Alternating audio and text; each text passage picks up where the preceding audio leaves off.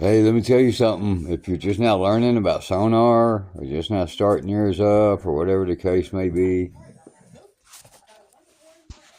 you kind of got to watch what you're doing because the way it's set up and designed, it works perfectly. There's nothing wrong with it. You just have to understand it. Let me tell you that what happens as soon as you open it and you know you're ready, you know you can get a recording. You're gonna have like a track. You're gonna have two tracks. Yeah, you're gonna have two tracks. So track one and track two. You can't record on track two. That's a universal track. Pay attention. There's a setting in there. If you take whatever you record on track one and you put it on track two, it will distribute that track all over the world in 137 different languages. You understand what I'm saying? So, what I do is this.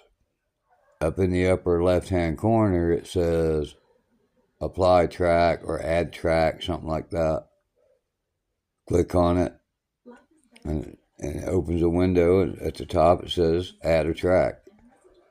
So you add a track, add as many as you think you need. I usually average 6 to 8 tracks.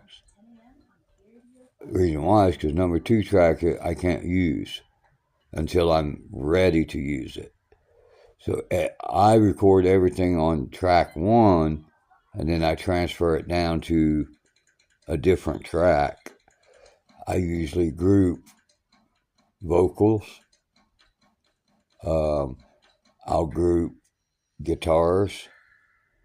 Like if the melody is a rhythm acoustic guitar, that'll be on track 3.